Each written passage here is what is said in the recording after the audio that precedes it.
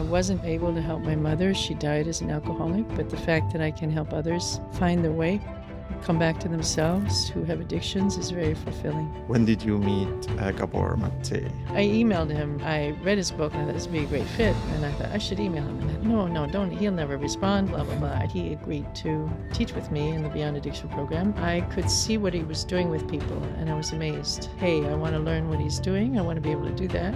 The most important thing is the sacred space that occurs between two people when you're not trying to make anything happen. There's the awareness that in everybody there is a guide. To me, the direction is always there. If I look back to when I was a child, the seeds of what I'm doing now were always there. That's the ultimate journey, is to move from that pain to unconditional love, absolute non-attachment, absolute wisdom. With every breath, there's a new possibility.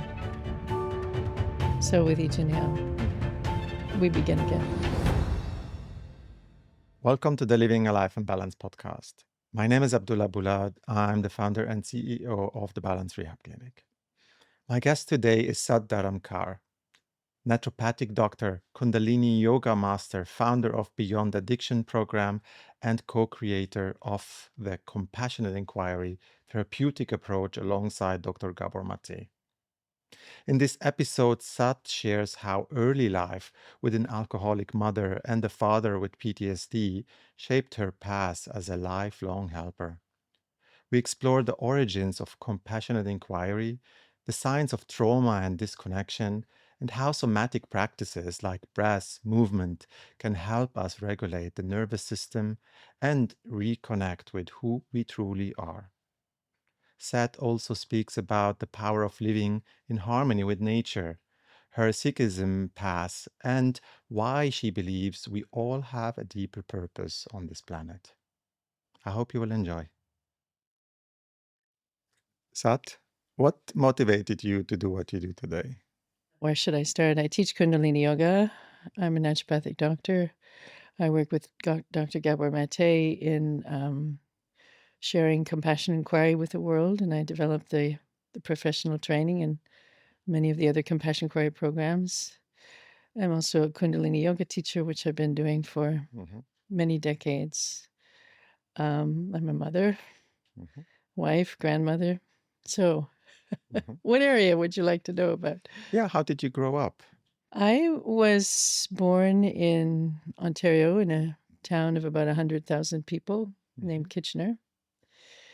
I went to, my father is Polish, so he came to Canada after the Second World War. He fought in the Second World War.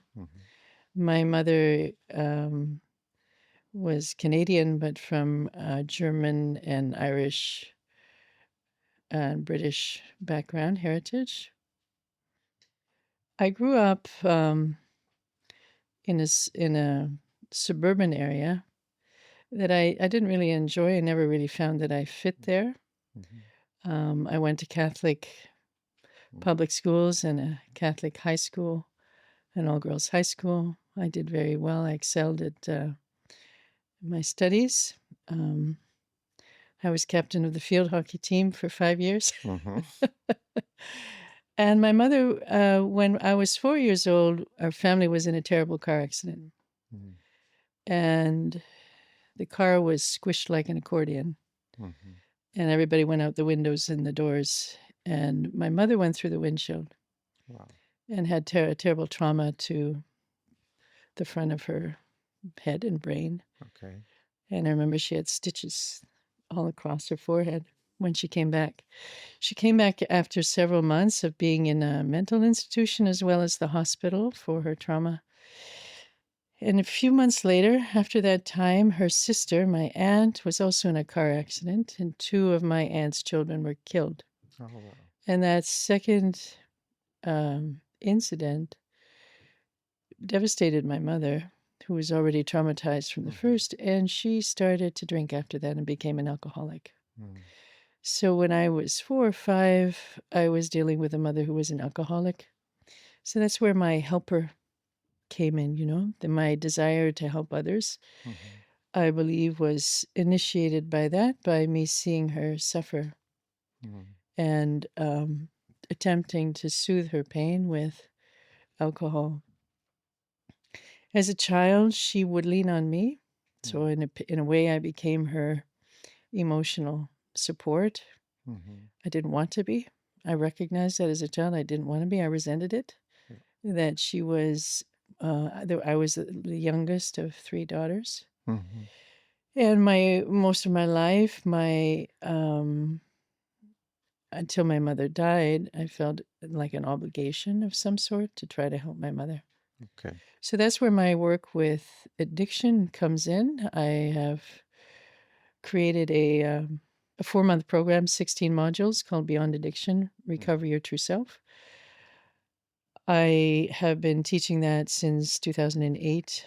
It's been translated into several languages. I really enjoy doing that, and that sense of purpose, that and joy and fulfillment. I wasn't able to help my mother. She died as an alcoholic, but the fact that I can help others find their way, come back to themselves who have addictions is very fulfilling. Yeah. So that's what motivates me for that one piece, the Beyond Addiction program. And I suppose, when I was also very creative as a child. I like to draw and paint and wrote poetry. And so my strengths were in the creative area, writing and the arts, all the way through high school. But I wanted to learn. I had a love for biology as well, and I wanted to learn everything I could about the natural world, I suppose. The literature and the arts came easily to me. The sciences came a little less easily, but I was drawn to them because of the wanting to know how things worked. So after high school, I studied biology, and then I found in university, and I found that I became very depressed. And it was the combination of the biology, the physics, the chemistry. And while studying that, there was no awe, there was no sense of the mystery. I was looking under the microscope at these beautiful natural forms, and I was so full of awe with nature, I suppose, but it was killed in the way that it was presented in university. So what I had to do for my own well-being is I flipped back and forth between art school and sciences. I would take one semester of science and go to another art college in Toronto, and it was called Ontario College of Art. And so I finished my undergraduate degrees in that way and ended up with a Bachelor of Science in Biology and sort of a minor in psychology, and then an art degree from Ontario College of Art, focusing on drawing, painting, and sculpture. So I have these two halves, the scientist and the artist, really literally the left and the right hemisphere. And if I don't balance them, I don't feel complete. Yes. No, I can relate to that, and thank you for sharing your first experiences. How old were you when your mother died? I was 4. 4. Well, when she died. Okay, so I was 4 when we had the car accident. When she died, I was probably, let me see, I had about in my early 30s when she died. 30s. Okay, so much later. So she had quite a long time. Oh yeah, my whole teenage years and young adulthood, my mother was an alcoholic. She also was bipolar, likely induced by the alcohol. So at different times she would become manic, and sometimes she would disappear and we didn't know where she was. And she was going off doing something sort of crazy, How did you find peace in your space? Were there other people or your siblings who helped you to find safety? Thank you for asking that question. My father had gone through the Second World War, so he had PTSD. So he was explosive at times. He was a very generous, loving, kind person, but he could be angry and explosive as well. And as a child, you don't understand, where's this coming from? What did I do? But he could be violent, and he was violent towards my mother. He was violent towards the 3 of us. I had 2 older sisters. And I shared a bedroom with one sister. So we had each other, at least. And I also, from a young age, loved to sing. And my mother said I would wake up singing. So I sang, like, to myself. I just love to sing songs. Mhm. So that was an early thing. And I had a lot of friends. I did well in school, so I got validation from teachers. I my parents were wonderful in that they gave us lots of opportunities. I took art classes, I had drama classes, I had singing classes, I had violin lessons. We went skiing. So they gave us lots of opportunities. I suppose it was all of that, those external things that helped to keep me sane. And I think it's very common for people at that time. And I only found out much later, some of my friends also had parents who were alcoholics, but nobody ever talked about it, right? Mhm. Mhm. So there was no place to talk about it, Yes. no place to talk about it. And so I coped by doing other things. And I became an avid reader from a young age. I read a lot. I um, sang, and I liked to create things. Mhm. So possibly my creativity turned on Yes. because of the dysfunction in the family. What were you interested in reading? I read Jung. Oh, wow. I read Nietzsche. I read the existential philosophers. I read, I read a lot of really classic books, I guess I would say. These are big and deep, Yeah. deep books Yeah. at that age, probably. Yeah. Mm. And I would be reading under my blankets with a Mm. flashlight, right? Ah, beautiful. But yeah, this awakened your curiosity, probably also too. Yeah. I wanted to understand the world, Yeah. and I wanted to understand Mhm. people. I wanted to understand people. I wanted to understand philosophy. Mhm. So, and I had some very good teachers that recognized my talent as a writer and as a artist. That was really helpful. Yeah, you have been trying then multiple activities. You were singing, writing, reading, Yeah. um, and studying, exploring the world. What led you to go the direction of Kundalini and Yeah. naturopathic medicine? Well, when I was 17 years old, I hitchhiked across Canada going west Mm-hmm. with a friend. When I was 18 years old, I hitchhiked across Canada going east Mm-hmm. with one of my sisters. And when I was hitchhiking, I remember being in a youth hostel, and at this time without my sister, she had gone back home, and I think I was still traveling. And I met somebody in the youth hostel who had been practicing Kundalini Yoga. We became friends. He told me how wonderful it was, and it piqued my curiosity. Mm-hmm. And then I had a little short time where I went to art school in Victoria, BC. So I took a break from the biology and went to a different art school before I went back to Ontario College of Art. And after I came back from that art school to Ontario, I connected with my friend again who was living in Toronto. Mm-hmm. And he said, "Would you like to meditate?" I said, "Well, sure, I'll try it. Never meditated before." However, when I was in university at Guelph, one of my jobs was to shelve books in the library. Mm-hmm. And it was on the fourth floor, I remember. And that's where all the yoga books were. Okay. And I just spontaneously started to read many of these yoga books. And I found them very intriguing. Sri Aurobindo's books were the first ones that I read.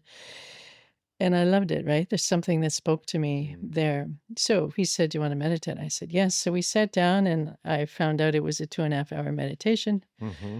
And at the end of it, I had a very profound spiritual experience. And that was it. I was hooked for life. I was 18. That was the first meditation ever. Yeah. 2.5 hours. Yeah. Wow. Yeah. Can you share the spiritual experience you? Yeah. The spiritual experience was, the meditation was Kirtan Kriya, which is really a profound meditation. And there's been a fair amount of scientific research on it now about how beneficial it is for you. So it's repeating the sound satanama with movement of the fingers. And you do it out loud, and then you do it whisper, and then you do it silent, and then out loud whisper. And I had an experience of first of all, light, and it was this amazing, beautiful blue, deep blue waves of light that were both within and outside of the body. Mm-hmm. And I knew that I was the light. So it was eyes open, eyes closed, everything were these blue waves of light. And then along with that came this incredible experience of absolute unconditional love, absolute wisdom. Mm-hmm. And the third one was a surprise, absolute non-attachment. Yeah. So those three things, unconditional love, wisdom, non-attachment, simultaneously with this love. And it was beyond, I would say it was beyond space and time, it was an experience beyond space and time. And it shook me to my core because that experience had me realize that everything that I had thought was real was not real. Yeah. And I made a vow to myself in that moment that I would teach this, that this was the only thing that mattered. This was what was real. This was what was meaningful. Nothing else had any meaning after that, Yes.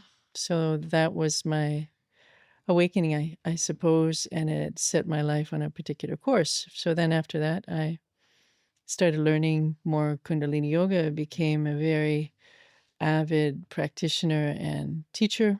I would do 3 yoga sets a day, teach 2 or 3 times a day, and ended up teaching at the art school that I was going to. I would teach my friends at lunchtime. I got a job every day of the week, 5 days a week. I was paid to teach yoga at noon, and it was amazing. I was like full in practicing and teaching yoga. Yoga helped you to distance yourself or to detach yourself from what is, have a bigger picture. It helped me it also helped me to self-regulate. It was only maybe 10 years later that I realized how much anger I had towards my parents, perhaps, and that the yoga helped me to process that. So it helped me to move the emotions through my body. It helped me to stay calm, self-regulated. It filled me with joy, connected me to a community of people. I love chanting in groups, absolutely love it. And I believe that it enhanced my intuition. No doubt about it. It enhanced intuition. What is Kundalini Yoga and how is it differentiated from other yoga practices? So Kundalini Yoga, if you trace it back historically, it started in the Shakti period and the Tantra period, about 500 to 800 CE. And originally, there was a shift at that time. This is what I find so beautiful. There was a shift in a time in India of really honoring the divine feminine, the Shakti.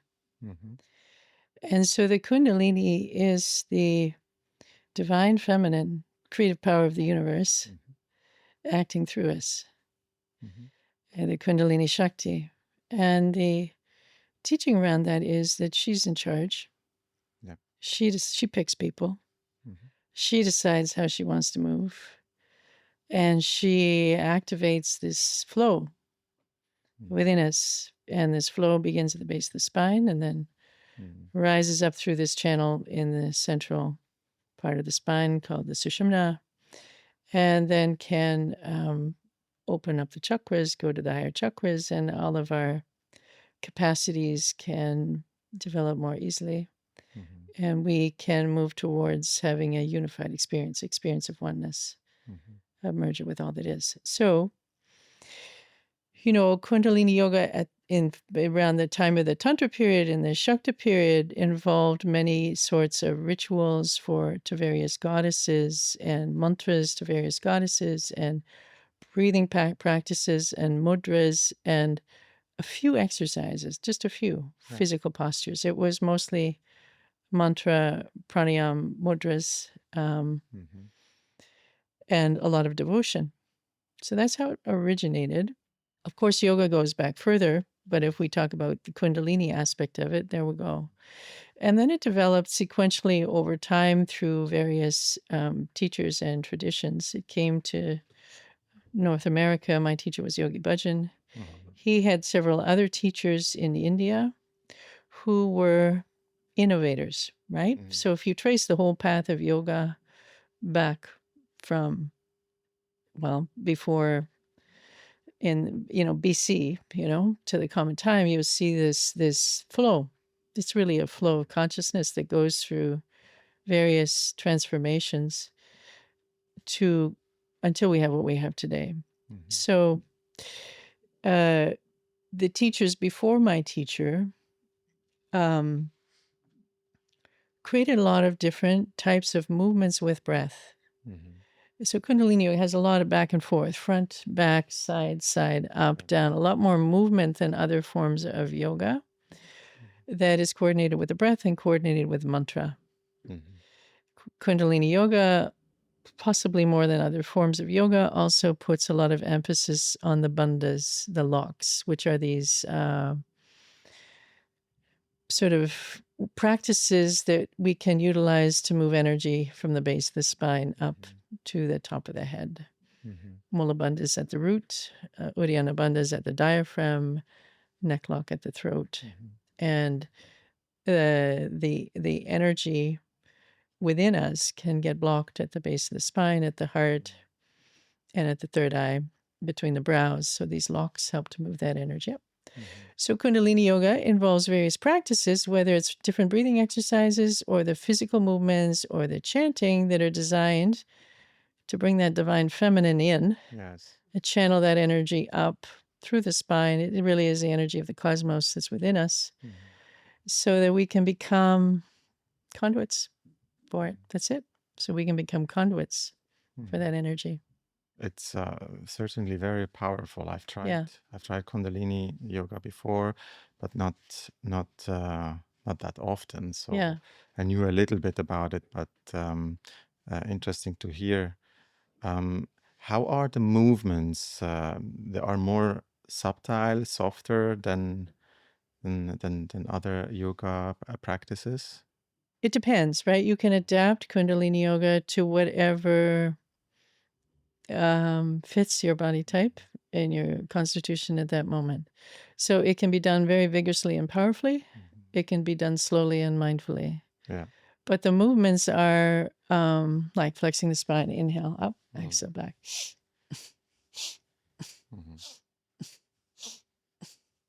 And you keep your chin level so the energy can move.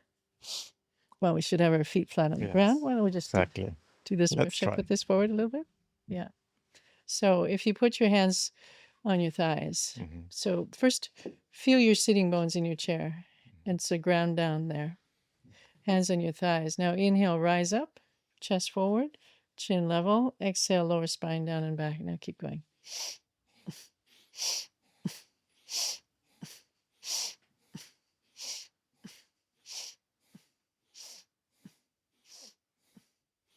So that's a key exercise called the spinal flex. So even that, right? You're improving the flexibility of the spine. So you're removing these blockages. You're activating each of the chakras. Yes. You're turning on your vagus nerve through the expansion of the lungs and the deepening of the breath. Mhm. So that's one. And then here's another one. So now you can circle the waist. So the head stays in line with the spine because we want that energy to flow up. So inhale around the front, exhale around the back. And so now you're massaging your internal organs. This also stimulates the vagus with the pressure Mhm. on the internal organs. And you're moving your spine in many directions, Mhm. side to side, forward, back. So we're always improving the flexibility of the spine so that energy can move. And now you would, and you usually start counterclockwise Mhm. because if you think of opening something up, Yes. you're twisting one way to open it, twisting the other way for the energy to go down. So we want the energy to go up and down the spine. Mhm. Inhale forward, exhale back. Now, we would usually combine a couple more things with it. Mhm. One would be to close your eyes and lock your gaze between the brows. So you're focusing at this, it's called a drishti point, a focus of concentration. that guides the energy up. It also activates this chakra, which is linked to intuition. Mhm. And then one more thing is we would have you or inhale Sat, exhale Nam. So Sat is pure truth, Mhm. being, what's real. The underlying reality is the Sat. Mhm. Eternal reality, beyond names and forms. That's Sat. Yes. So you can say that's the place where everything is at peace and formless. Sat. Nam means identity, means Let go. it means that's what I am. Yes. Now that only doing that is all we need to do, right? Yeah. Yeah. We are the peaceful, formless identity. That's the Nam. Mm-hmm. And that's the non-attachment piece, right? Mhm. If I know that that's who I am and nothing else, Yeah. there's freedom. There's freedom in just that. So there's so many little components of Kundalini Yoga that make it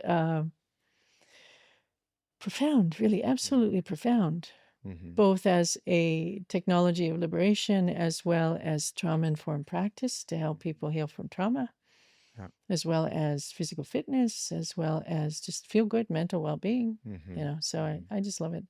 Yeah. And there's so much incredible variety in the number of yoga sets that we can do, or types of breathing exercises, many different mantras. Mm-hmm.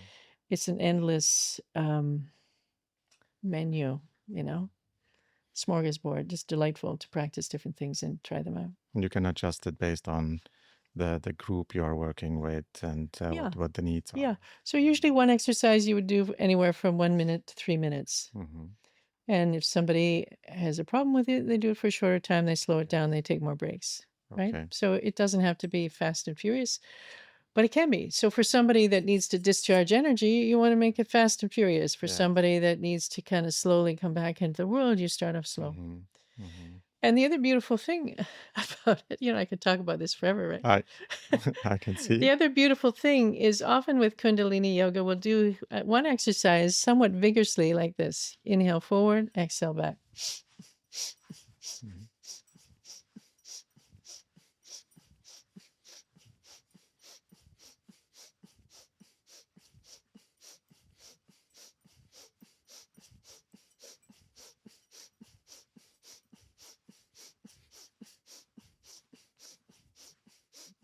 Okay, now stop. And now sit still and feel inside. And what do you notice? Just feel, feel.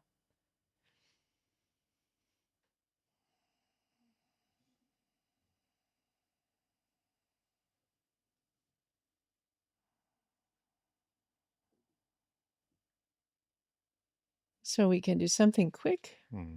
and that would be your sympathetic nervous system being activated, Mm-hmm. discharging whatever wants to be discharged through that movement. And then almost immediately we follow and there's stillness. Mm-hmm. And now your parasympathetic nervous system is being activated. And then when I teach, I always say, now notice what you feel in your body. Mm-hmm.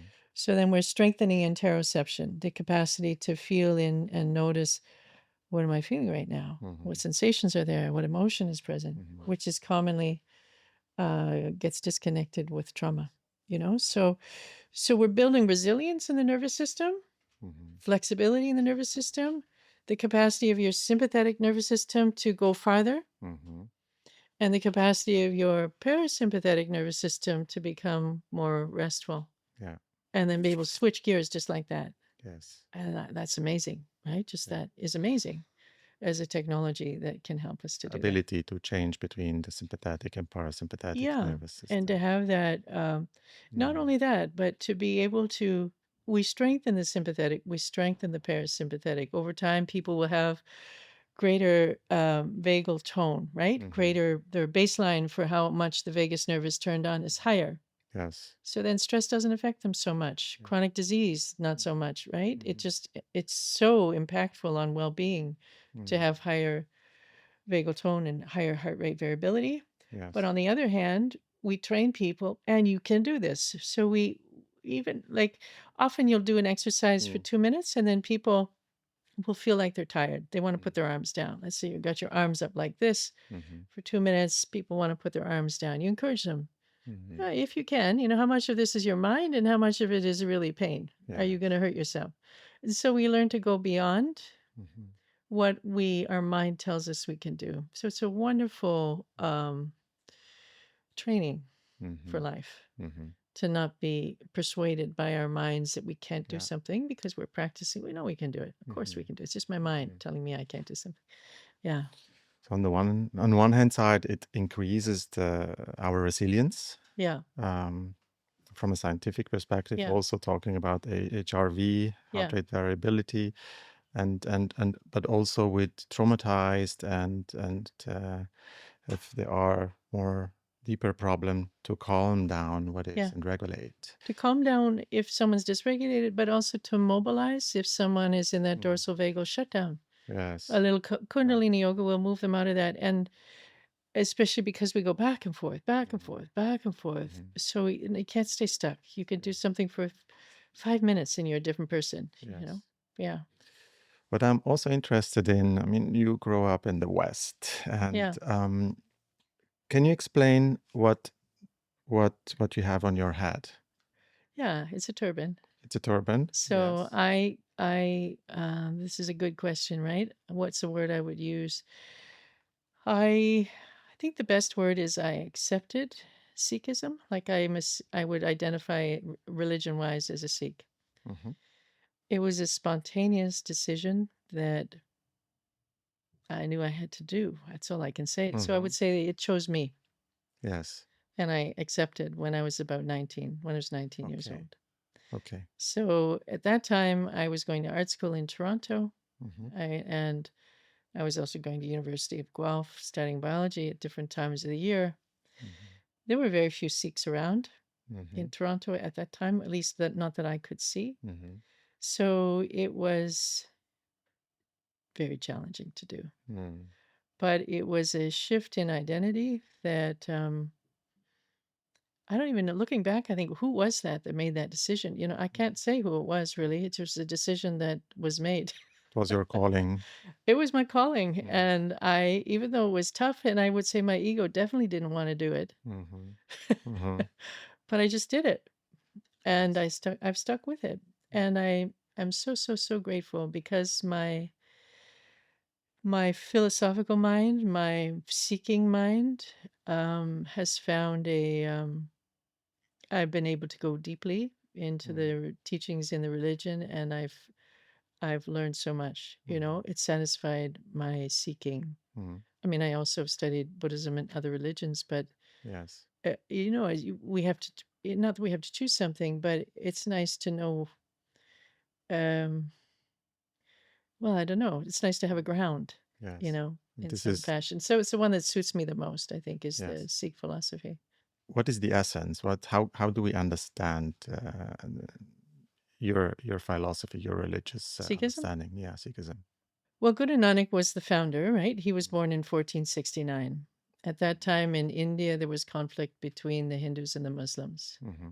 He was born in Punjab also, and at that time it was a melting pot. There was a lot of travel from Persians and Buddhists and various types of people through that area. My understanding is that he talked to everybody and learned Hmm. from a number of different philosophies, their perspectives.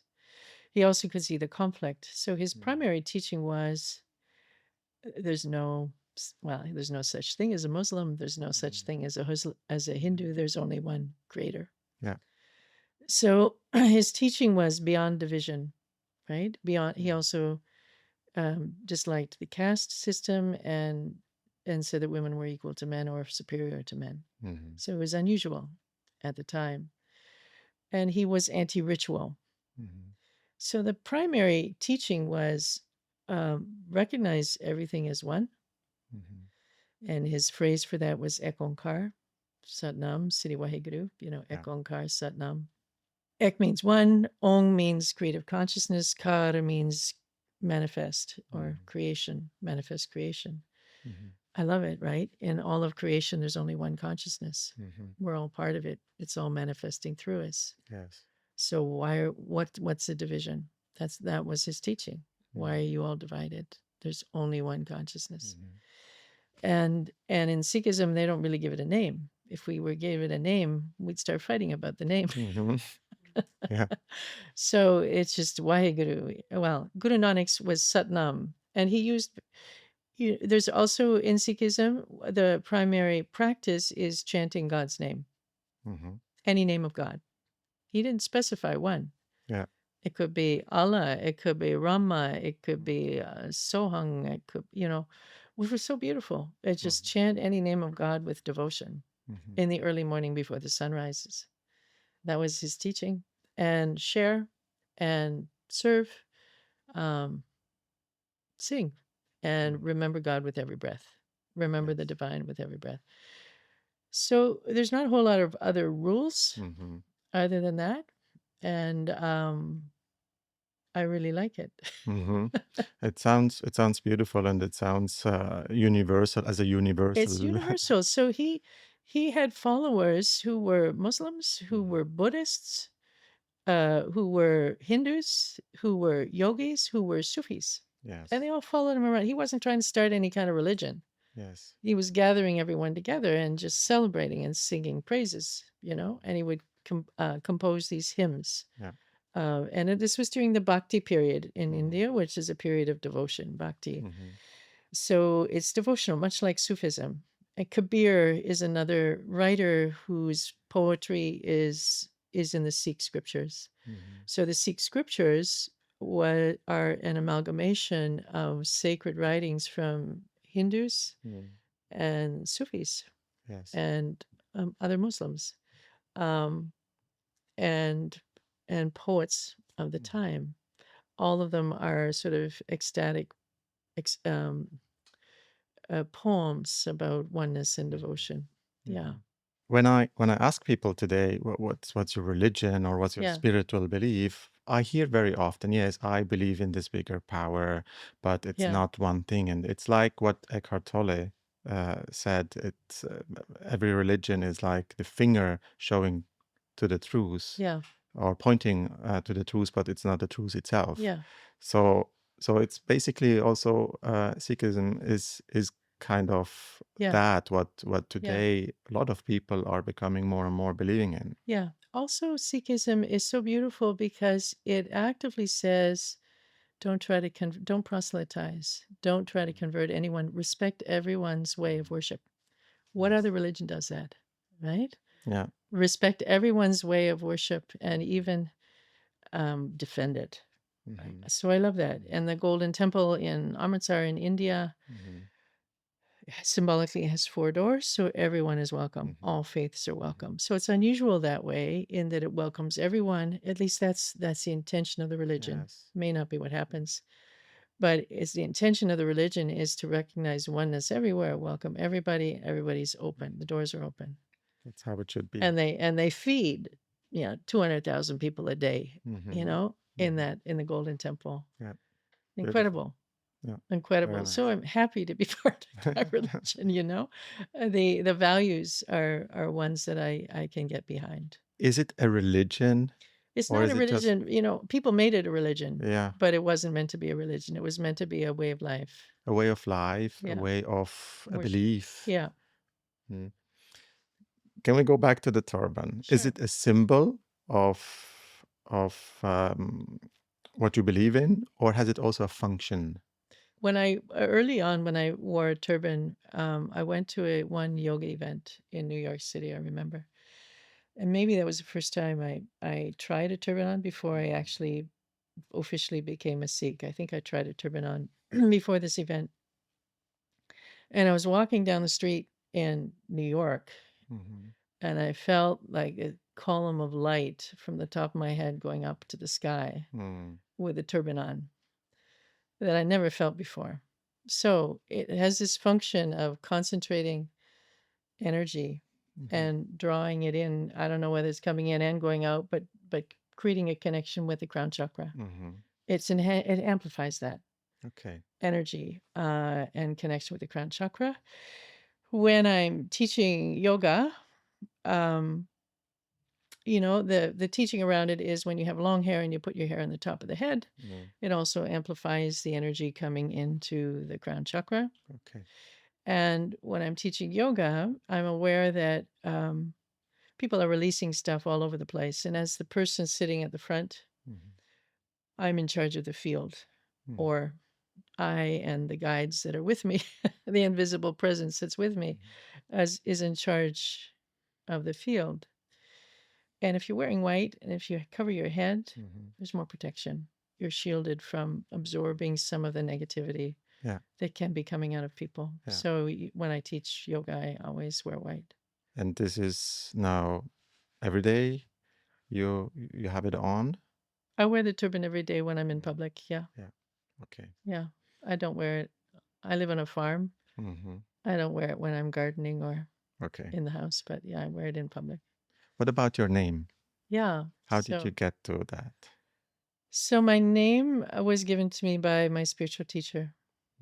Yes. And it means Sat is that eternal truth. What's real, the being. I love that part. I love the word. And Dharam is the same as Dharma. So the path of right living that sustains the world is the translation of Dharam. The path of right living that sustains the world. Isn't that amazing? The world. Yes, absolutely. Yeah. And when I first received the name, so I got it when I was 19 or 20, I thought, there's no way. Actually, I thought two things. I thought, oh, okay, I can do what I want. So because this is, whatever is, I am the path. But then I realized you become your name. That's the beauty of it. If you take on a spiritual name, people call you that. The vibration of the name is what you become over time. It's a beautiful way that it works. It's such an amazing tool. And so, as a naturopathic doctor, you think path of right living that sustains the world. As a yoga teacher, path of right living that sustains the world. As what I'm doing with compassion inquiry, same. What I've done a lot of work with women with breast cancer. That's another one of my areas. So it really is the essence of what gives me fulfillment and meaning is to develop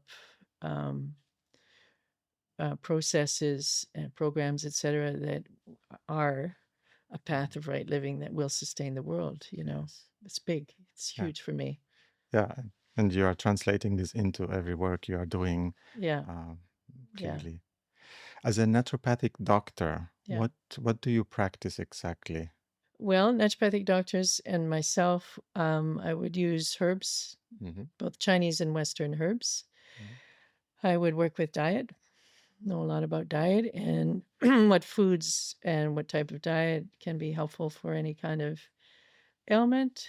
I would work with exercise. I would give people breathing techniques. I use homeopathy. I use acupuncture. What else is typical? And I would do psychotherapy would be part of naturopathic medicine. So with my naturopathic patients, I often use compassionate inquiry.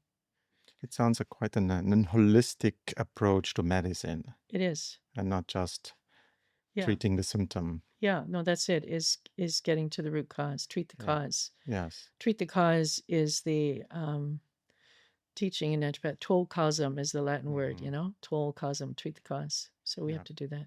Yeah. So that's a big thing for me too, because I look at things that are going on in the world, and what comes to my mind first is treat the cause. What's the cause? Let's work with that. We're putting band-aids on things rather than treating the cause. Yes. What are the biggest causes you see currently in the world? I would say one of the biggest ones is our disconnection from nature. And this is really because I spent a lot of time as a child in nature. I have a great reverence, also with a background in biology, for the natural world, also as Ekonkar, is that there is one consciousness through all of creation. For me, everything it needs to be respected, whether it's a worm or a human. There's no difference, I don't see a difference, or a plant. And so it's painful for me to see, and for so many people to see what we're all doing, myself included, to the earth, and that it's just not sustainable. So it would be amazing if we could, and I did this once, I created an environmental creed. I think we need a new creed of how we have to live Yes. to sustain ourselves in the world and other species, and the geography, right? And the water and the air, because we are that, we're not going to thrive unless everything thrives. So I think that's at the root of everything, the disconnection from nature and the disrespect for nature and the human greed to think we can take and take and take and use without thought of the effects of our actions. And this is the reason why you live on a farm yourself. One of the reasons why I live on a farm and grow my food and yeah. How does it look like there? Well, we planted 135 fruit trees Mm-hmm. in circles, 3 rings of 2 circles. Mm-hmm. And it's a permaculture model with berry bushes in between and herbs in between the berry bushes. Mm-hmm. And my son, I have 3 children. My youngest son lives now across from the farm, and he grows vegetables that he sells at local markets. And so we have 105 acres. There are deer and foxes and skunks and porcupines and Like in the wild. yeah, Yeah. it's wonderful. So that's my oasis. Yeah. It really is a paradise, and I have some retreats there and create opportunities for people to have a wonderful experience in nature. Yeah, it's beautiful, and I also believe the connection to nature is key, Yeah, just to restore our energies and yeah, connect differently. yeah, And it's by far not just to have a little park somewhere in the middle of a city and everyone gets there and it's yeah. full crowded. It's also, I live myself also on a farm on an island in Mallorca. Amazing. We have also animals. We have horses Oh, and dogs and chicken. who And looks after the horses and the dogs and the chickens? my wife and my children, Amazing. basically. Yes. Oh, you don't. I'm the least involved Yes. with the dog Yeah. with the animals, I must Yeah. say. But it's nice to see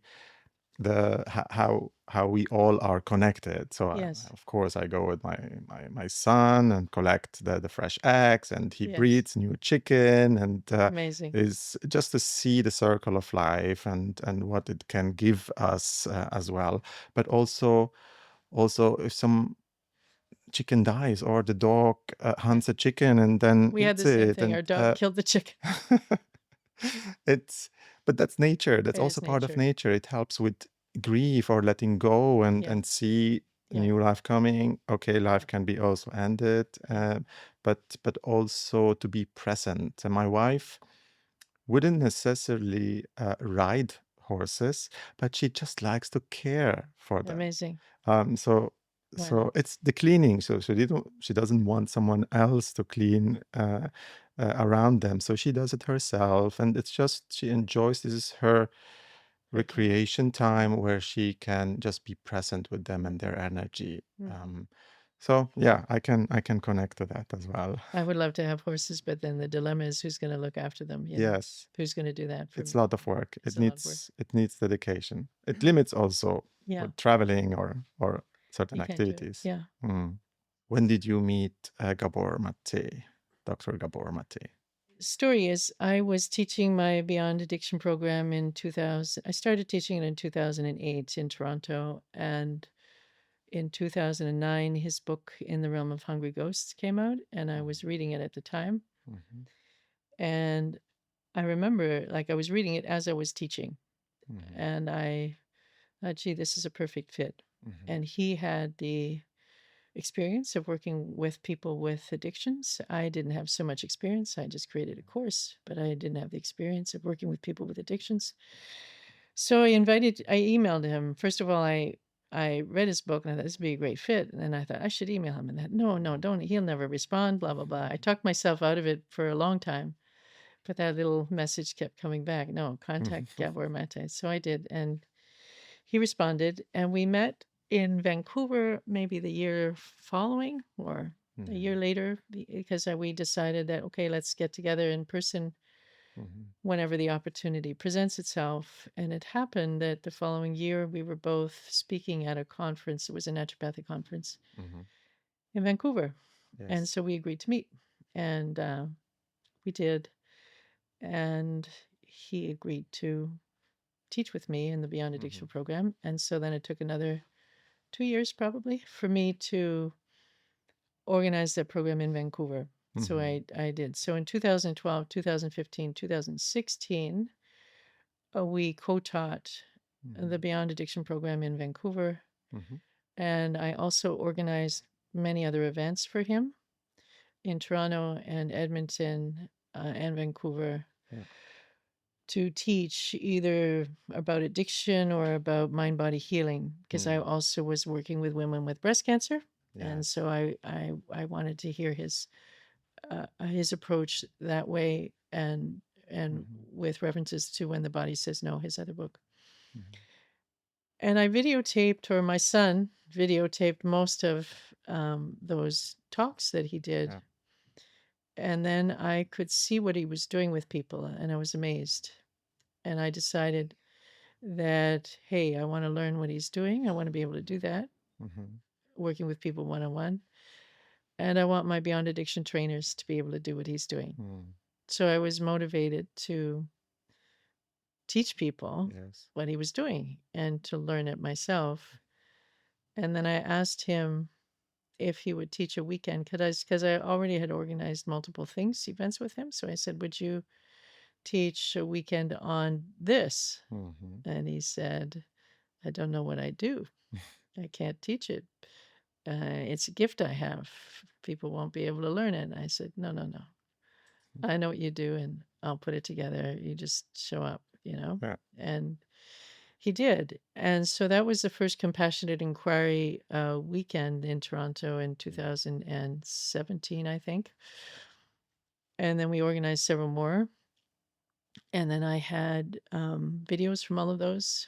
And so then I could put together the structure of what he was doing based on all of those videos. So then it took me, well, actually not that long. I've been working on it all along since 2012. What is he doing? What is he doing? And transcribing those videos and sort of deconstructing it. So by 2018, I had enough that we trained the first group of I trained the first group of Compassion Inquiry facilitators in 2018. There were about 10 of them at the time. Many of them were Kundalini Yoga teachers because they were my Beyond Addiction people. So initially, half of them were from me and half of them were from Gabor. And so he had the psychedelic people and I had the Kundalini Yoga people. Those were the first group that we trained to be facilitators, and that worked out. And so in 2019, we started with the first group of participants in a year-long training of Compassion Inquiry. There were about 150 people in that first group, and now we've taught over 4,000. Wow. Yeah. Beautiful to see, but I can see you're very sharp. You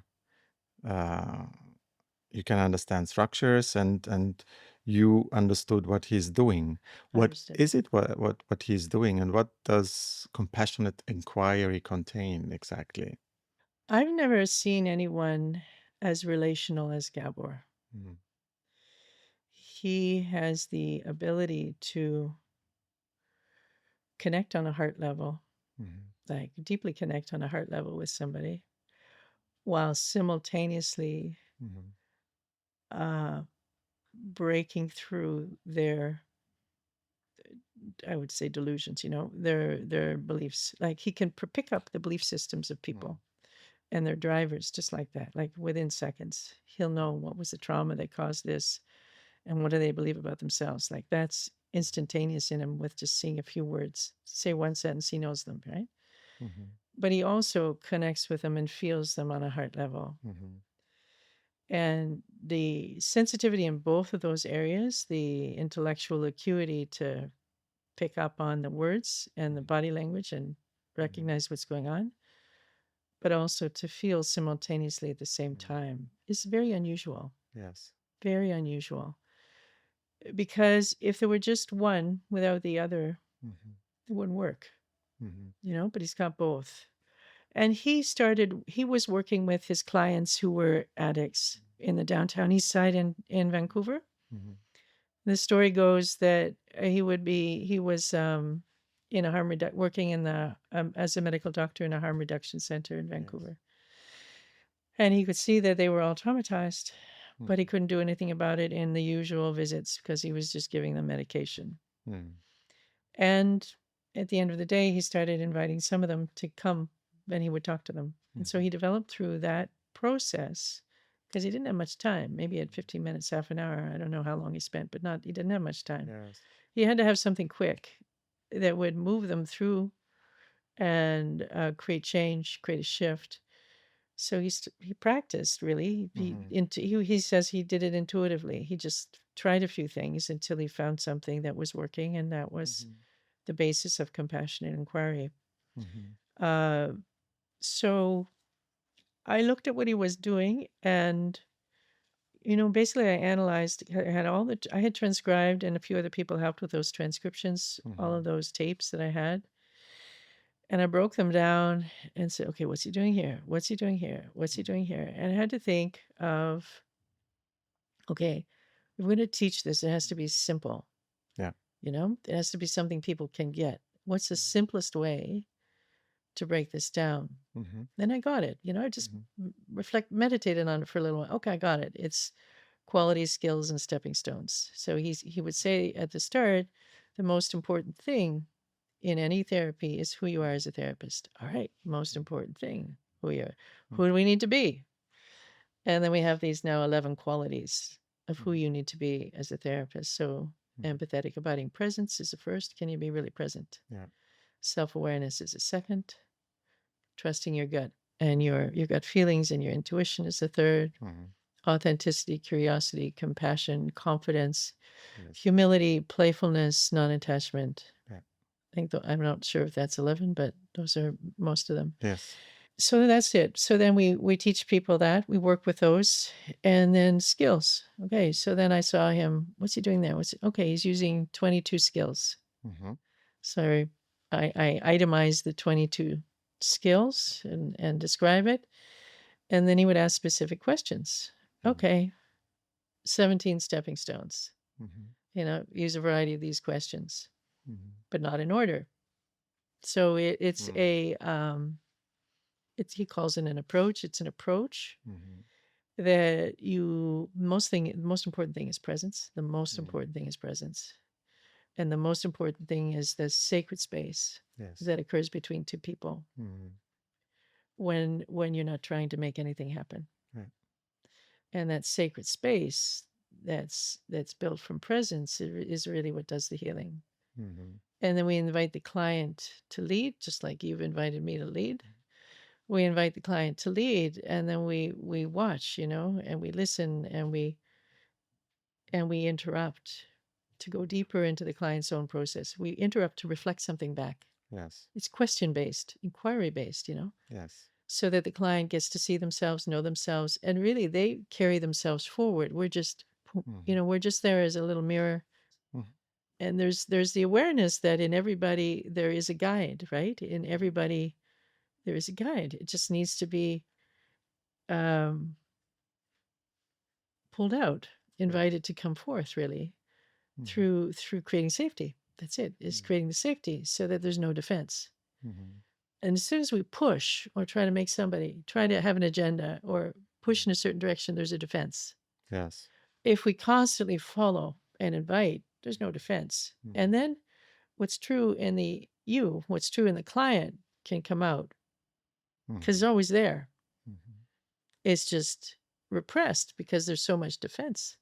That's the secret, is how to create safety, how to be present, how to make everything invitational, and then how to go deeper and how to know when to interrupt, because something was just revealed that's unconscious. So we have to unpack it.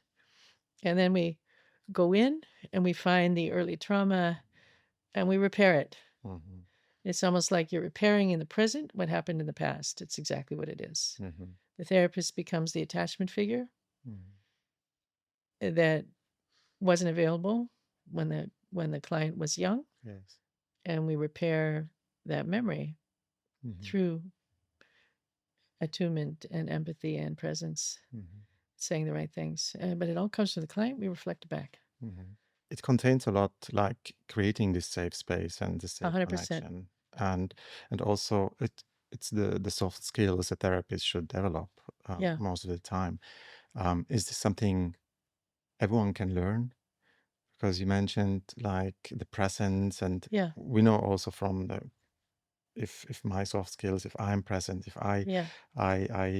I'm fully present and not just jumping between, okay, what's the next session about, and Yeah. am I prepared for it, and where I need to travel to. I need to be here. I need to be present. I fully believe in that, and that's the biggest gift we can give to each Yeah. other. Yeah. Basically, it's our time and our focus, and Yeah. this is how someone can be um, likable, but likable in a way that creating a connection and trust. Can everyone learn that? Everyone can learn it, but a lot of it is, practice, right? Spiritual practice. I think the presence comes from slowing down and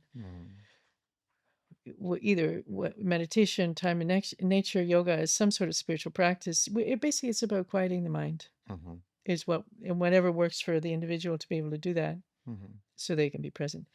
Now, what we see in a lot of the people when they come into compassion inquiry, a lot of people have quite a lot of training. Got to Yes. unlearn that, because most training is about trying to do something. Mhm. And with compassion inquiry, it's like non-doing. Mhm. It's non-doing. It's showing up in the right moment with the right question, based on practice. It's not like you can just show up. So we learn the practices, but then we show up in a state of being and presence.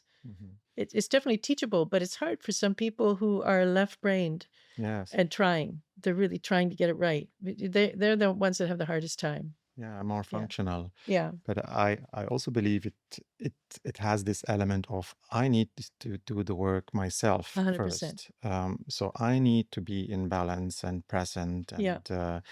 and not judgmental, not functional Yeah. in my connection, and just be open enough to engage. 100%. And not only that, but also if we haven't worked through a specific emotion like shame or anger or fear, or sadness, if one of those emotions is still in us and it hasn't been fully metabolized, what we see is when the client shows up with that emotion, the therapist doesn't see it. They just go past it. Yeah. So that's it too. We also have to go deep within ourselves and process these buried emotions. Yes. That's one piece. The other one is also with a belief. So in compassion inquiry, we're doing these two things. We're moving from the somatic experience in the body and penetrating that and bringing it out and expressing it. And we're also noticing the giveaways with the core beliefs when they're showing up in a phrase, or even in body language. We inquire into that. Yes. And so if that core belief is I'm not good enough, or that core belief is I'm not lovable, or I'm bad, also that'll be difficult for the therapist to sometimes see or really work with, because they'll be triggered by the same thing. Yes. So 100% we have to do the work both on a somatic level Yes. as well as on a cognitive level. It's really about making everything unconscious conscious, and knowing that it is there, and having the relational space with somebody else, usually, to help heal that in ourselves before we can really work with somebody else. And the beautiful thing in compassion inquiry is in the professional training, the participants are working with one another each week for a year. 50 sessions they have to do of working with each other. It's a lot. Yeah. So they're doing the work in the year-long training, which is going to make them better at the end.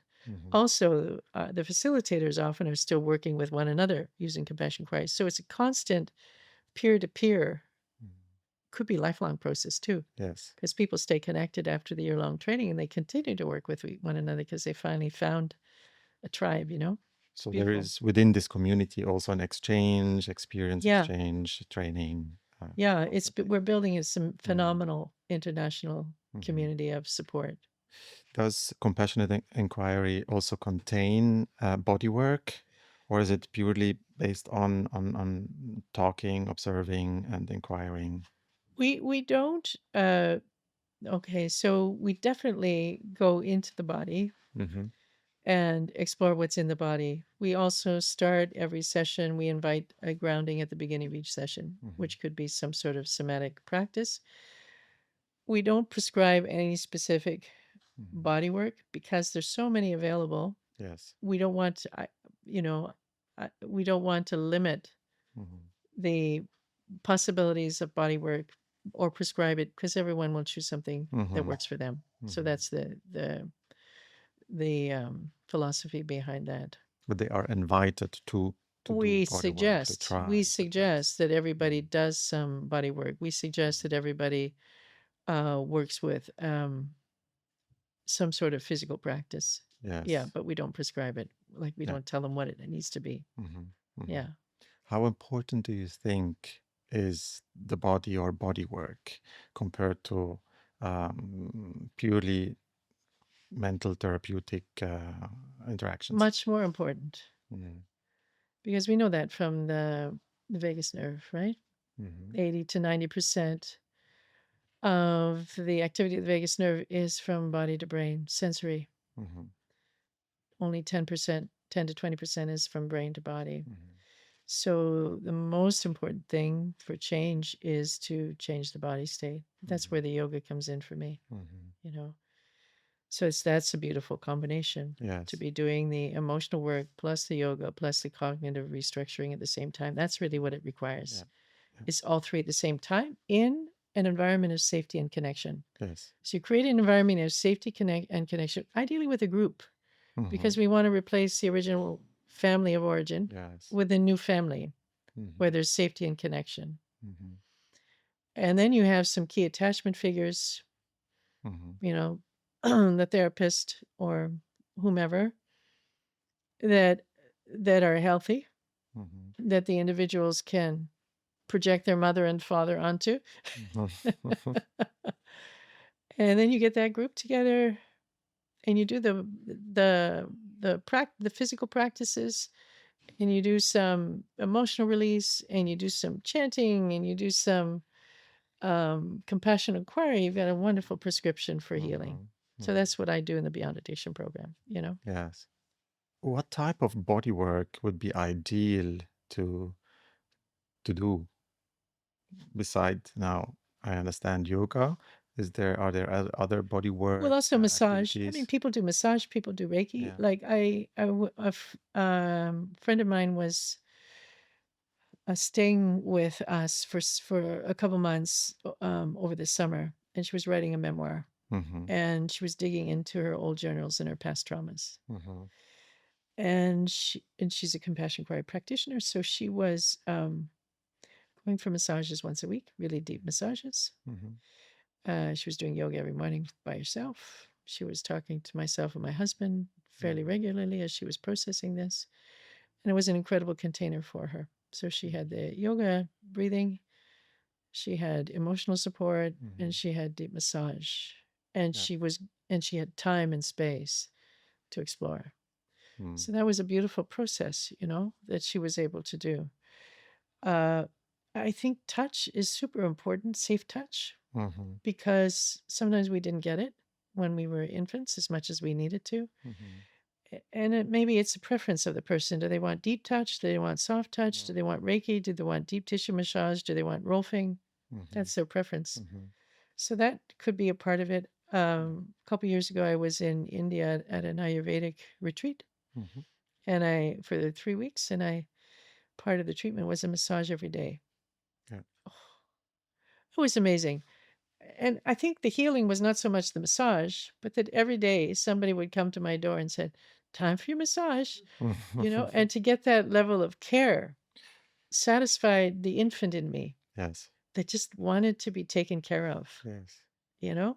So that was super important to have that taken care of. Somebody who's going to take care of me. Yeah. Yes, and you allow yourself and take the time for it as well. Yeah.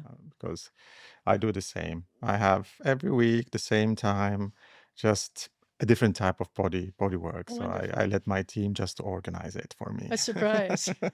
as a surprise. Yes, and then Fantastic. I engage with it, and I find this so super helpful. Yeah. Sometimes we don't feel what is in our body, Yeah. but then afterwards it's just I'm there. Yeah. I do a lot of sport. I do a lot of activities. I do meditate. But the body work in that sense is as important Yeah. as the others. Yeah. Yeah. Beautiful. To calms down, which calms down nervous Yeah. system and different types. Sometimes it's an acupuncture session. Sometimes it's a craniosacral. Yeah. Sometimes it's so there is always a mix Awesome. happening. Yeah. Awesome. That's Yeah. wonderful. What have been your biggest achievement in life so far? First thing that comes is having 3 children, Mm-hmm. and I gave birth to each of them at home with a midwife, Mm-hmm. which was amazing. Nursing them for as long as I did. So that's what comes up immediately is just giving birth and raising 3 children. Next achievement, let's see. Well, Compassion Choir is a huge achievement, Mm-hmm. really. Yeah. The Beyond Addiction program is a huge achievement. Planting the trees on my farm is a huge achievement. Writing 3 books on women's health was a huge achievement. Mm-hmm. Staying married is a huge achievement. Mm-hmm. Yeah. Mm-hmm. And I, the other thing, it's a surprise to me, but if, sometimes we don't know who we are until we look back, right? Mm-hmm. What have I done? But something that I'm able to do that I don't even quite know where it comes from is the ability to create containers for groups to Mm-hmm. go deep and to feel safe and to connect with one another. Yeah. So I basically created the container for Compassion Quarry, but I also create containers for Kundalini Yoga Mm-hmm. practitioners and containers for these retreats with Beyond Addiction, containers for women with breast cancer. Like I create these containers of support, Mm-hmm. and I think that's so important. It's so important, so that nobody's alone. Yes. Everybody can have somebody to talk to and someone to lean on. That's so Mm-hmm. important. So that's also good, and where everyone also can come and rise up to be a leader. So I don't think I create containers where I'm necessarily the leader. I Mm-hmm. create containers where everybody is a co-leader. Mm-hmm. And then that takes the responsibility off me to be Mm-hmm. the one everyone projects upon, So that's what I like to create is these containers where people can find their strengths and find their own leadership ability and rise up and show themselves. Mm-hmm. Yeah. Beautiful. These to create these containers, are there specific ingredients you would want to have or create within that group? What do you suggest to have in such a community? Well, I have it's for me they've evolved organically, right? They've evolved Mm-hmm. organically. I didn't set out, oh, I'm going to create a group and it's going to be like this. It evolved organically. But the ingredients would be safety for sure. What does that mean? That means no one's going to be judged Mm-hmm. and there's an invitation. Mm-hmm. It's invitational. Another ingredient would be peer-to-peer support, Mm-hmm. collaboration. So I don't make all the decisions. I ask people, hey, what do you think about this or this? We could Mm-hmm. do this way or this way, so collaborative decision making. Mm-hmm. Um, Open to the needs of the group. So really looking towards what are the needs of the group, asking them what are the needs of the group, what do you want, seeing how it goes, but uh, responding to those needs, getting feedback. Mm-hmm. That'd be one. And regularity of connection. So whether it's once a week, twice a week, once a day, having regularity of connection, and then having some sort of practice. Mm-hmm. Whether it's a spiritual practice they practice together, whether it's compassion choir sessions they practice together, something that connects They them share. in a practice is necessary to hold a group together. Mm-hmm. Or I guess it could be a book club or something. They meet once a week to talk about, but I haven't done that. But or they're learning something. So if I look at the groups that I've created, they're either practicing something or learning something Mm-hmm. or healing together. Yeah. Yeah. Vulnerability is the other piece. Shared vulnerability, opening up, Mm-hmm. and having communication guidelines so that nobody's stepping on each other or Yes. giving advice or, ordering people around. Yes. Having clear communication guidelines and respecting Mm-hmm. and really honoring whatever is shared. Yeah. Is there something you still want to do in life, achieve?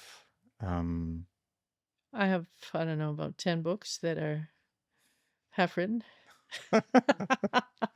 okay, good. So I'd like to complete more books for sure. Mm-hmm. I'd also like to do more creative art, like Mm-hmm. visual artwork. And I would like to become an accomplished rower. I have a rowboat. I bought a Oh, rowboat this year, wow. Okay. and I really like rowing. I Mm-hmm. live very close to the water, Beautiful. so I'd like to become very good at rowing. Mm-hmm. I'm pretty good now, but I'd like to become Mm-hmm. really good at rowing and do that. And let's see what else. Um, I've created a Kundalini Yoga teacher training, my own Kundalini Yoga teacher training, Mm-hmm. and it's wonderful. I would also like to refine it further and further so I can pass it on as for others to teach. Yes. Yeah. So beautiful to see how you have your vision and clearly a mission as well to Yeah. share beyond your life.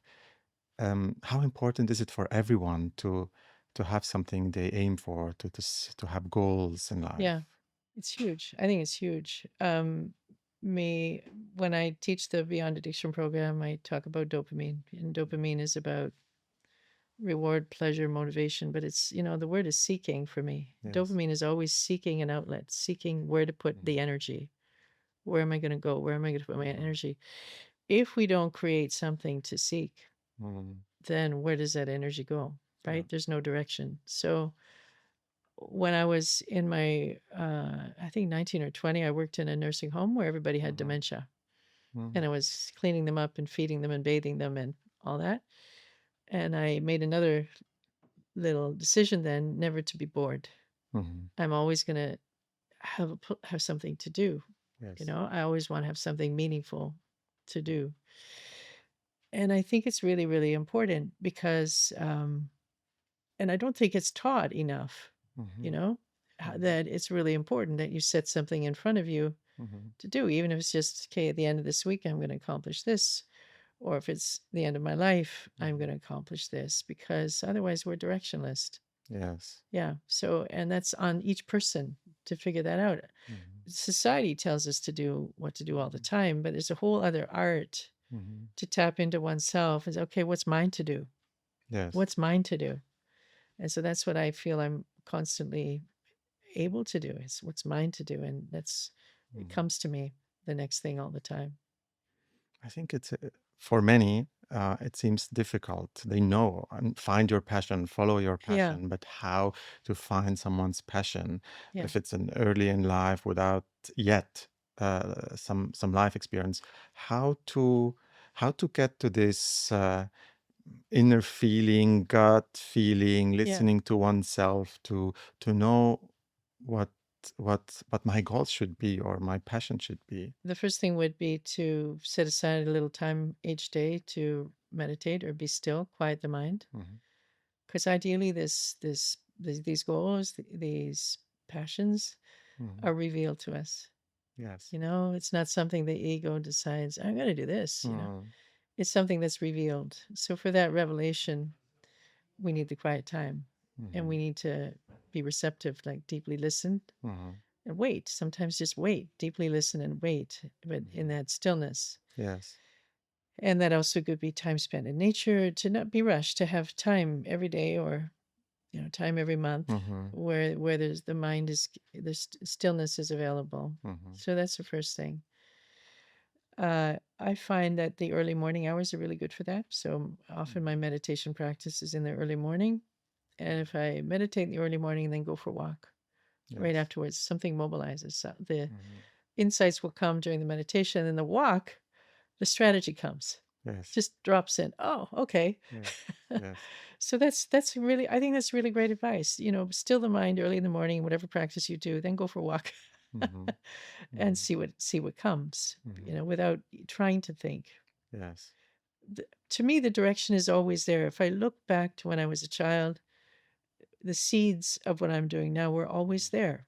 So I think we do come in with a blueprint. I believe Yeah. we come in with a blueprint, a soul blueprint Mhm. that's already there that we know on some deep level. So it's Mhm. just a matter of accessing it if we've forgotten. Mhm. And so that's the thing, is it's already there. How do I, if I'm lost, how do I access it? Well, we have to come Mhm. back to stillness Yeah. and then deeply listen and then accept what comes through. That's another accept. Mhm. One of my courses that I created is called Sutradhar. Sutra is a thread of knowledge, a thread. Yeah. Dhar means the wielder of the thread. Mhm. And so I have 4 principles, 4 modules in Sutradhar that's exactly for this. And it's based on Guru Nanak's teachings as well as Kundalini Yoga. So it's align. First, align. Mhm. So how do you align in your life? How do you set your life up that you're in alignment? Mhm. How do you get up in the morning? How do you go to bed at night? How do you eat? What do you eat? What do you do in your leisure time? Yes. How busy are you? How much rest do you have? First of all, set up the container Mhm. so you can align. Second one is attune. Mhm. How do you listen? Yeah. How do you listen and tune in? The third one is accept. Okay, so you're supposed to do this, are you? Yes. Are you willing to accept that? That's a surrender. Yes. That's the ego often has to surrender to accept because it's not what we had in mind, or it's going to be too hard, or Mhm. there's some insecurity or fear about it. But that's the accept piece. Mhm. That can be a long process or a short process. And then the last part is act. So align, attune, accept, act. That's Mhm. it. Here's a Beautiful. little recipe for tuning into destiny. Yeah. And all starts with stillness and slowing down, Yeah. probably in our stressful lives, Yeah. not to overdo things. And to trust. Mm-hmm. I mean, doubt gets in the way, right? Yes. Trust that it's all there. It's all there. Doubt and ego. And ego gets in the way. Because when I seek for some passion, then my ego would maybe tell me, yeah, status and achievement and roles Yes.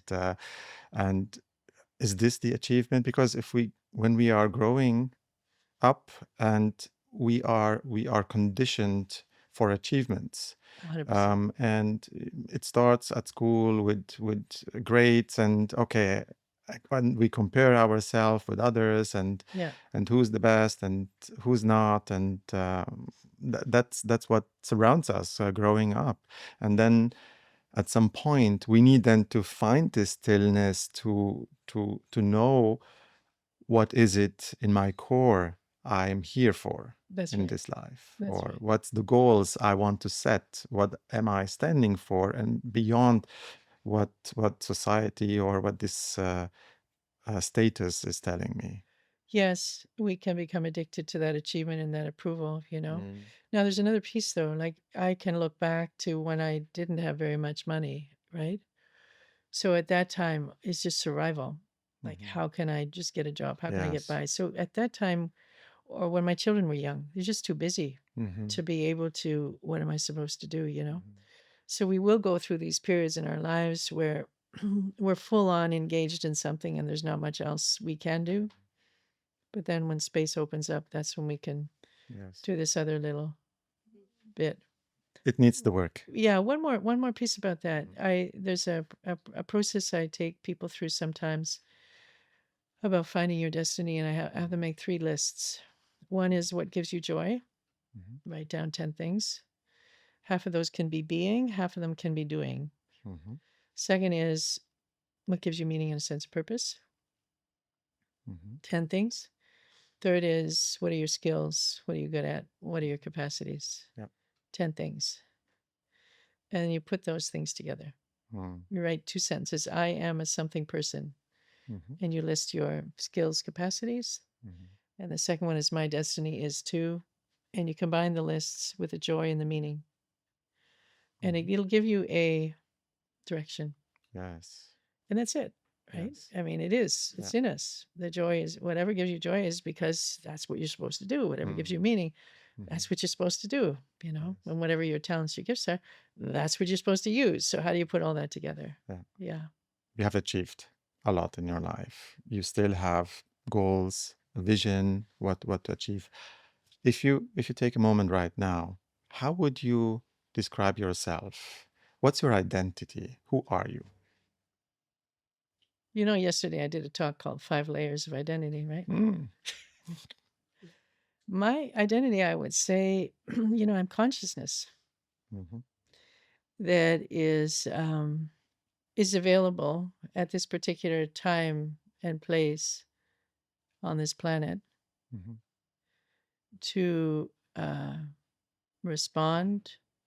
This is weird, right? To respond to the will of the creator, whatever that means, right? To Mhm. respond to the needs of the time, to show up. So that's the primary identity, is just consciousness Mhm. in in material form Mhm. in a specific time and place. Yes. Even though consciousness has no material form or Mhm. time and place, it's a paradox. Mhm. It's here and now. This body is linked to that consciousness. Mhm. This mind is linked to that consciousness. So that's the primary identity. That would be the Satnam piece, Mhm. And if I expand that, or if I come down to earth with that, I would say, geez, it's hard, right? But well, I'm a spiritual being. I'm a female. I'm a person who loves the earth. Mhm. I am a teacher. I am a mother. I am a healer. Um, I'm a visionary. Mhm. You know, I'm a mystic. I'm a yogi. Mhm. If I have to put names on things, Mhm. Very often we label ourselves, I am yeah, I don't that. do. That's foreign. I know the ego will do that, but it's Yes. not who I believe that I am. Yes. It's not what I feel. Yes. My sense is I'm kind of like everything, right? Mm. And I think that maybe is what gives me the ability to create these Mhm. groups, these containers, because I Mhm. feel into that. That's it. Yes. I'm already feeling into it. It's already there Yes. because I'm it, you know? The good thing about you is that you have multiple pillars, I would say. Yeah. So if one falls away, Yeah. you are very balanced. Most people, they have maybe one, or Yeah. they focus on their work life and their achievements. And if this is falling apart, they lose themselves. Yeah. They don't know who they are. They lose They've their identified. They've identity. identified with one dimension. Yeah. Exactly. And they feel like, Yeah. but also if someone getting older Yeah. and losing the identity of being used Yeah. instead of just be, Yeah. that's sometimes I see in so many people Yeah. coming. Why are we experiencing life as we do? Why do we live? On reflecting upon this is a big question, isn't it? Mm-hmm. Is my perception is that we are consciousness experiencing itself, and the possibility is to become closer and closer in experiencing that pure consciousness. So we're evolving to be able, evolving with one another as one consciousness, Mm-hmm. to be able to experience pure consciousness Mm-hmm. without, which is unconditional love, which is non-attachment, which is Mm-hmm. absolute wisdom. That's it. That whatever my experience was when I had that meditation experience is still what I'm moving towards. Mm-hmm. That's the nature of reality: unconditional love, non-attachment, absolute wisdom. Mm-hmm. That's the nature of consciousness. So we're all here bumping into one another Mm-hmm. as aspects of that one consciousness to discover what's in the way of our own realization of that. Mm-hmm. So when there's conflict between two people or when there's wars, it's simply happening as an opportunity for each individual, each party, each nation to recognize what they're not seeing. It's hard. Yes. It's devastating. On a micro level, almost impossible if someone is in pain. It's impossible, but that's the ultimate journey, is to move from that pain to unconditional love, absolute non-attachment, absolute wisdom, to be able to be in the play. We're in this play, to be in it fully alive, fully feeling, not withdrawn, fully feeling as a human, the suffering, everything, but at the same time to recognize we're in the play. Yes. There's something else, that essence or the sadnam, whatever you want to call it, that's always at peace and formless. But the form can contain all this chaos and suffering. And but a lot of that is, most of that is because the mind is attaching to it. We're going through it, but we don't have to attach to it. Yes. So it's both to enjoy it and also to help it evolve on a collective level to that pure state. So I understand it's a sort of evolutionary process for consciousness to come alive, or Yeah. to be fully one, itself, to be one. Yeah. between where it is now and the physical world. Yeah. What is my individual role in that? Your individual role is to be absolutely present in the environment you find yourself in, moment by moment, here, there, everywhere. And moment by moment to be deeply listening and to show up with as much clarity, compassion, strength, values, intuition as you possibly can. So ultimately, to become mindful throughout everything I interact with, everything I do, and to be conscious. Yes. And with intention. Yes, but there's one more piece, is recognizing that I have this other model of the self where there's the true self, which is pure awareness. There's the embodied self, which is taking that pure awareness and shining it into the body and feeling and sensing in the moment. The third self is the identified self, who you think you are. That's it. What the mind tells you are, and all the little pieces you are. The fourth is the integrated self, where everything is unconscious is conscious. So we're integrating body, mind, spirit. We're integrating left, right hemisphere. You're integrating the true self with the embodied self, with the identified self. So you're coherent. There's coherence. You're integrating left and right. You're integrating the trauma. You get it, right? That's the integrated self. Yes. And then the fifth self, I call the whole self. And that's recognizing we are the earth. We are one another. Recognizing the Ekonkar. There's only one consciousness. We're all part of it. Yes. So in terms of how to show up, we have to expand the mind to all of, well, I think we can keep it limited to the earth right now. We don't have to go to other planets because we're on this earth. So expand our minds to cover as much as possible everything that's happening on the earth right now. Yes. Climate change, wars, education, everything, right? And then see, okay, with my capacity, my background, my personality, where will I have the most positive impact? That's what I would say to people. Yes. What can I do? Because that whole self, if everything is one consciousness, then it only takes one person to change that whole self, right? So the whole is in the part and the part is in the whole. Yes. So each of us has this enormous capacity to shift humanity or shift the way things are happening with our actions. So it would be, I would encourage people to say, what's an action you can take that's going to have the greatest impact in the whole for the greatest good, the greatest harmony, just like Guru Nanak did. You know, to not create division, but recognize we're all one. What can you do with your talent? You know, that's it. Yes. But we can't do it as individuals, you see. We have to do it recognizing we're connected in a bigger and bigger whole. And this is where we can find our purpose in life as well. This is where we can find our purpose, and it finds us too. It's a bi-directional movement. You will meet a stranger and it'll be there, right? So it's being awake, because that purpose is always being revealed. That's what I would say. Is there anything you would like us to experience right now?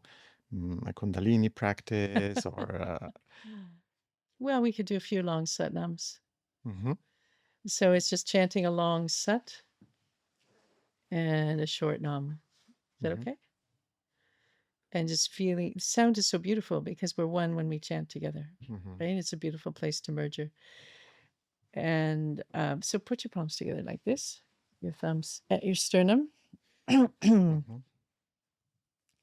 And focus your gaze between your eyebrows. And it'll be a long sat. Sat. And chant from the heart and the navel, heart and navel, and then a short nam. And we'll do it 3 times, okay? Okay. Okay, breathe in. So.